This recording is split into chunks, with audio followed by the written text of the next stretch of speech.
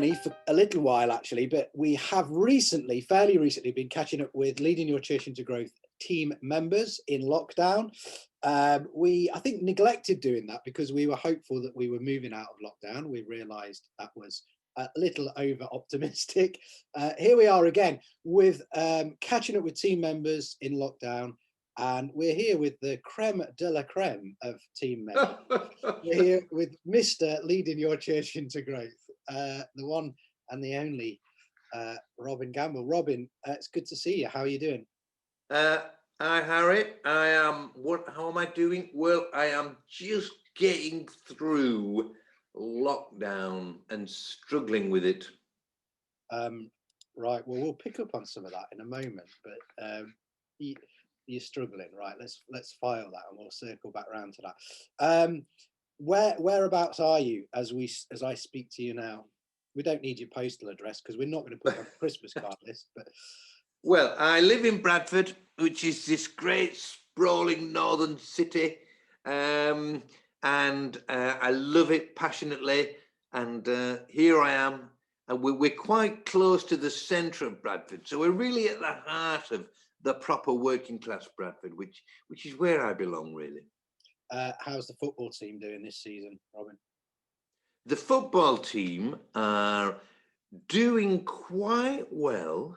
There's loads more to come. I just feel we are bursting with potential and we could score a goal any game now.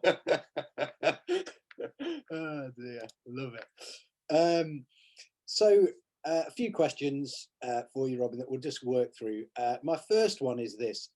What good have you seen that has happened about church, something good about church or churches, something good that's happened since we've been in lockdown? Well, clearly the fact that thousands and thousands of people have experienced online church, that's a really good thing. I think loads and loads of churches have made huge outgoing caring efforts to their local community, volunteering, acts of kindness, providing food, much of which has not been noticed by the country and by the media, but loads of local communities know about that. And it's fantastic, caring, compassionate presence, Christian ministry.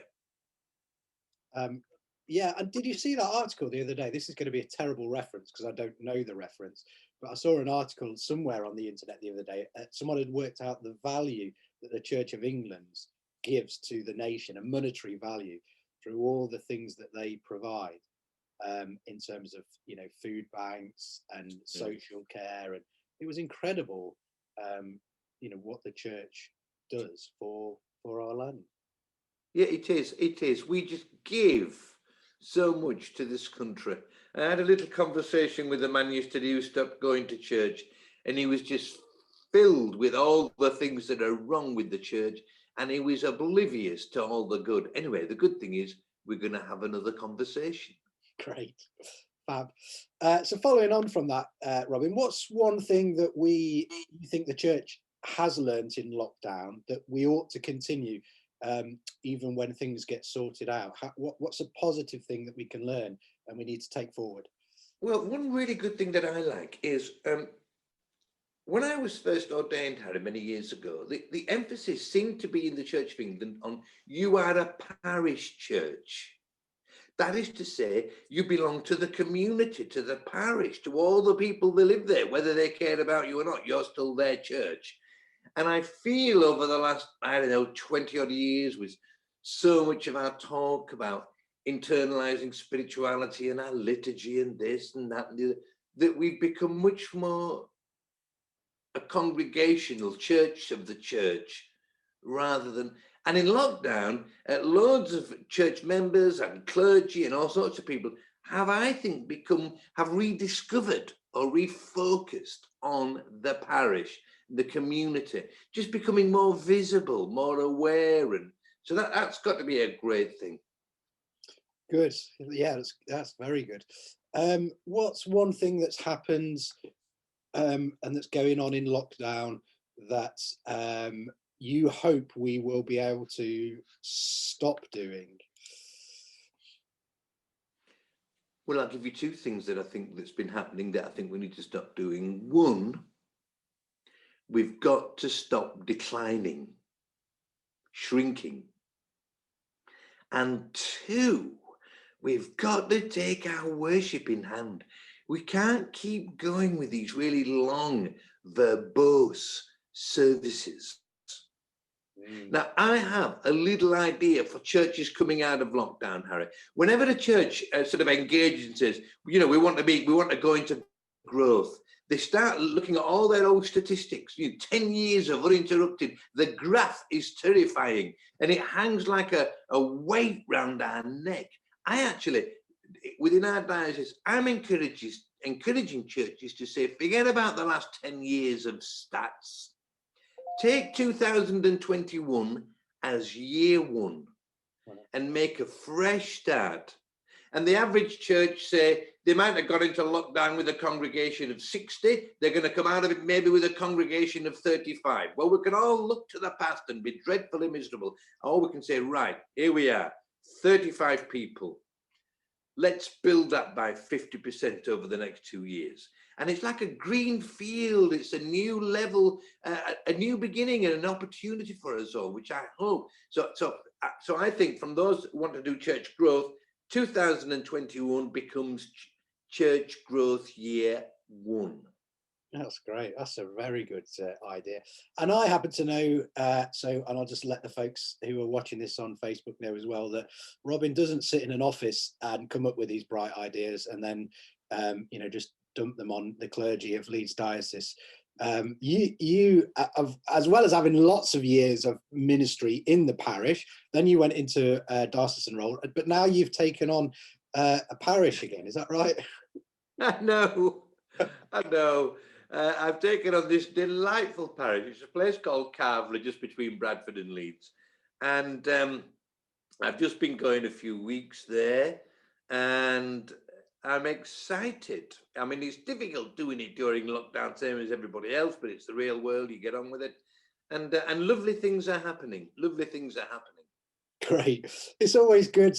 It's a challenge, isn't it, when you're in a diocesan role and you come up with all these ideas, and then you have to see if they're going to work in your own parish and put your money where your mouth is. Well, I know. I mean, I've gone to this church, Harry, and the first thing I said to sort of bishops and things was, right, we want to find 20 new converts in the first year.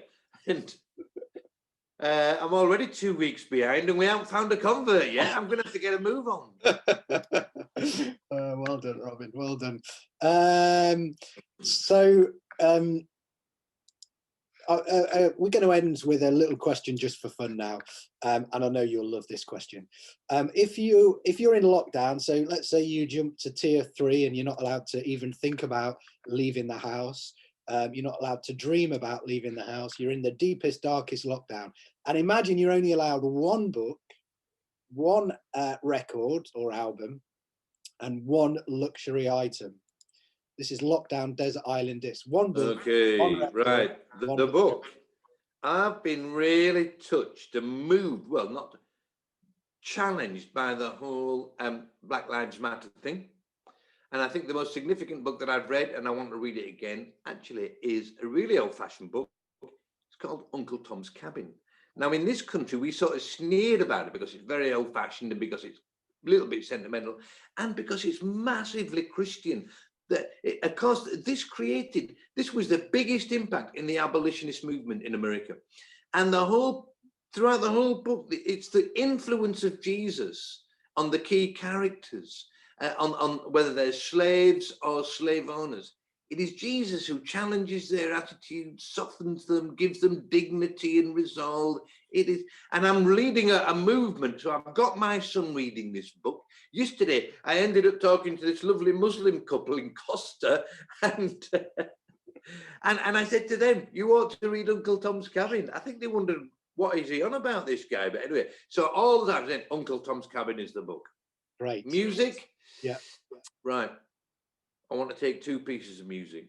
All the right. first one is Quadrophenia by The Who, which always absolutely really gets me going. And the second one, in fact, I need to calm down after Quadrophenia. So I need to listen to my favorite composer, who's, not very well known.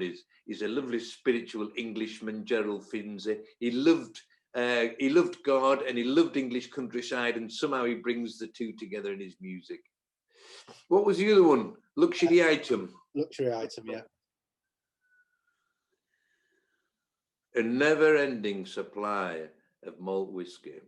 That is dreadful, I know. But I'm being ruthlessly honest. This is not to say that I tap into this all day long, but I just do like to have one at the end of the day. That's fine. That's a luxury. You're allowed that. That's fabulous. By the way, folks who are watching this should know that Robin really needs to set up a little sideline in some kind of national online book group, because he is the best at recommending books. Whenever I'm stuck for something to read, I'm like, Robin, can you tell me? Or Robin loves reading books of the places that he goes on holiday.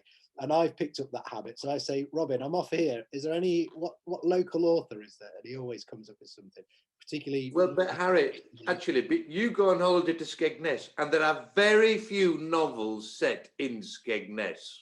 There are not many. There are not many. No. Robin, that's been great. Good to chat to you. Good to catch up. Anything you want to say? Can I briefly tell you one other personal little thing that I've been doing in lockdown? It's only small, but I've loved it. I go for a walk most days in our local park, and the park used to be deserted, but now there's like a park community. Joggers, cyclists, dog walkers, old gaffers like me that just feel it's safe to wander around there, and you get to know people and become familiar. And every Saturday morning, I go to the cafe and sort of camp at a table outside, and a little group gathers every Saturday. This Saturday morning that just gone, there were 8 of us at one stage, and some are other church members, some are not. It's just creating a sort of a friendship, little familiar bubble, and it's a great thing, and obviously great opportunity for what we call presence in LyCiG, and then just beginning to say things and share things. I had this lovely, the last 2 Saturdays, I've had lovely evangelistic conversations with these 2 different fellas. And of all the stuff I'm doing like crazy, it's this little park thing that I think I'm most excited about, actually. That's brilliant. Anyway, there we go. That's fab.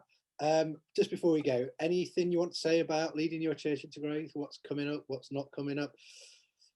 It's been a fun year. It's a difficult time, isn't it? We keep having to cancel this and put that out online and develop that.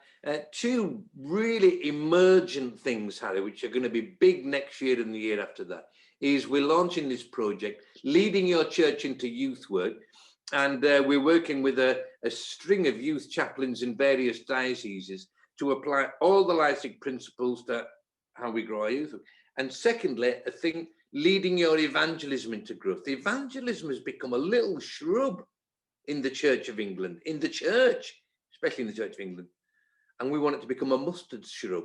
So we are really want to involve and teach and inspire loads of burgeoning evangelism-minded people. Great. And we'll put information about that out on our social media and stuff as and when we can. Because of restrictions, the Leading Your Evangelism into Growth conference that's happening next month is full, because conferences are so small at the moment. Well, actually, I've said that there might be 1 or 2 places. So because of various people cancelling because they're in local lockdown. So you never know, you might sneak on. I'll post the link to how you can book onto that. And then we're just hoping for all this to be over and conferences to start again. And in the meantime, we're working hard in the background for when it is. Year 1, we all start afresh in 2021. We build the church, grow the Lord's kingdom. Brilliant. Robin, it's been great to chat to you, to catch up with you. I know you're very busy running a parish, doing diocesan stuff, all this kind of things. So I'll let you get on with the day, and see you in the plans sometime. Thank you, Harry. God bless.